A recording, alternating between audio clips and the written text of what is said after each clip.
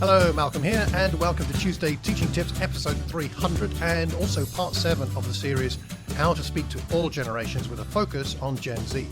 As you may know, I've just come back from the conference in Oklahoma, focused on Gen Z, communicating with Gen Z, understanding Gen Z, how do we incorporate them into church life so that they feel like this is their church as much as my generation's or anybody else's.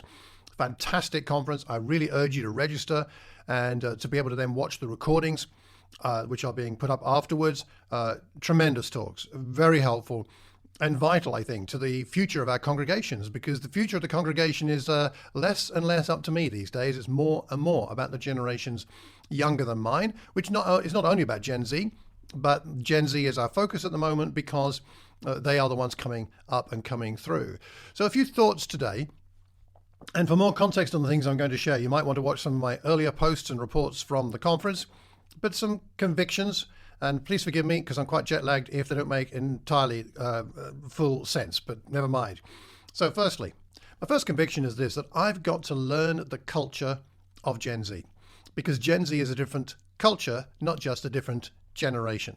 I was in the United States. I was not surprised that people drove on the other side of the road. I didn't try and make them conform to me and make everybody that was driving me, the Ubers and various friends who gave me lifts, I didn't try to make them drive on the side of the road that was comfortable for me. Would have led to carnage. No, I accepted it's a different culture. We need to accept, those who are older like me, that Gen Z and other younger generations have their own culture, and it's not up to us to change their culture. It's up to us to understand their culture. In my experience of already talking to a few young people, that if I make an effort to understand their culture, they will make an effort to understand mine. But the onus is on me. I'm older. I'm an older Christian. I should be the one more motivated, actually. So getting into understanding the culture for Gen Z is one of my responsibilities, and it will take effort, and it will take courage, and it will take humility. That's number one. Secondly, my second conviction is that I need to appreciate the trauma that Gen Z experiences that may be different from mine. I had a very illuminating conversation with a youngster on Sunday, and because they have their traumas and I have mine, and they're different. The era in which I grew up had certain pressures, and they were fairly intense at times, but they're quite different to the pressures of the younger generation. The issues of the overwhelming amount of information and material. I used to turn on the news once a day when I was a kid, or maybe I heard the news once a day on the radio. Now, even without trying, they're getting bombarded with news of what's going on, and most of the news out there online is negative. The pictures of what's going on in earthquakes and wars and things like that were limited for me. For this generation, it's a cascading waterfall of just more and more information, which is very challenging to process. It's challenging for me at my age.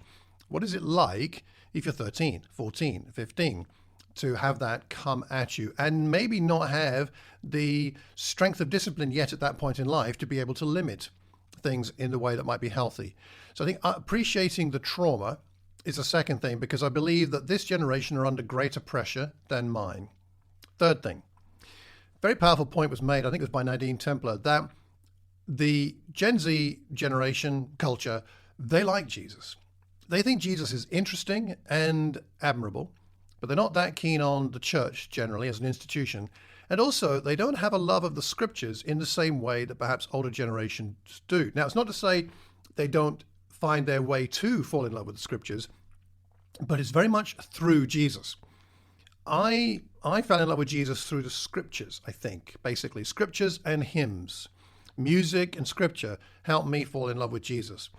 For Gen Z, again, only generally speaking, but generally speaking, it seems to be Jesus comes first, and that takes them into the Bible.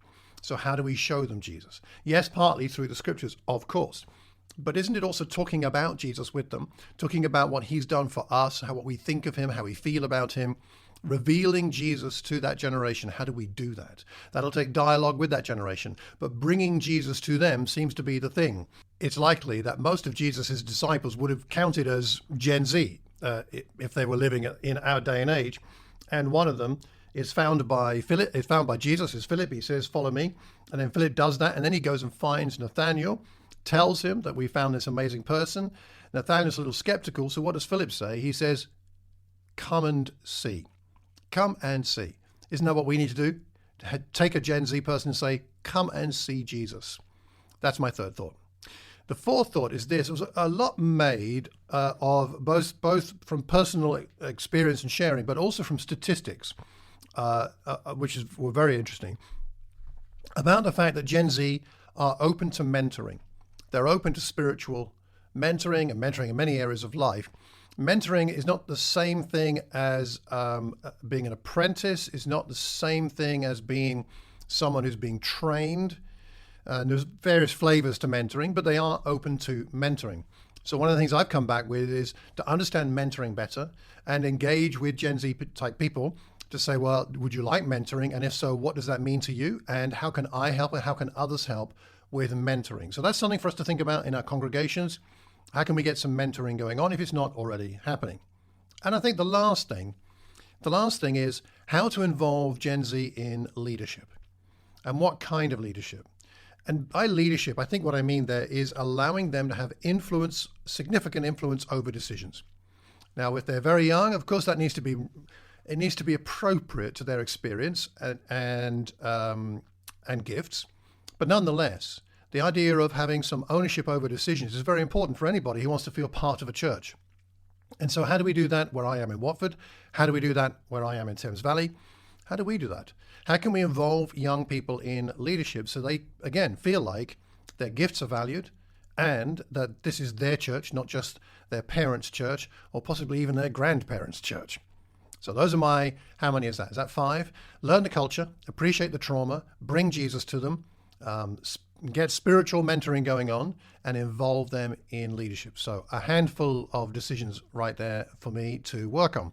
So what about you? What do you think about this whole idea? What do you think Gen Z needs? If you're a Gen Z person, what do you need? I'm making some decisions here based on what I've heard, but if you could speak to me, what would you say? What do you need? Or if you're a parent of a Gen Zer, what do you think they need? Are you dialoguing with them? If you're a leader in a church, youth ministry, or any other kind, are you talking about these things together? This is something I need to do more where I am. Do you need to do more where you are? I wonder what you think. So please drop me a line. You can email me, malcolm@malcolmcox.org, or you can leave a message on the website, malcolmcox.org. On the YouTube channel, you can leave a comment. And let's all learn together. You know, when we comment and send messages, we begin to learn from each other. And we learn best when we're learning in community. If you think of anybody that might benefit from this recording, do please pass it on.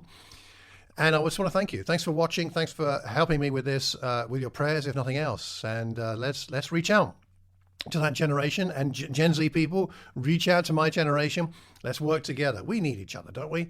We all need each other if we're going to help God's church be a church for everybody. So that'll do for today. And until the next time, keep calm and carry on teaching.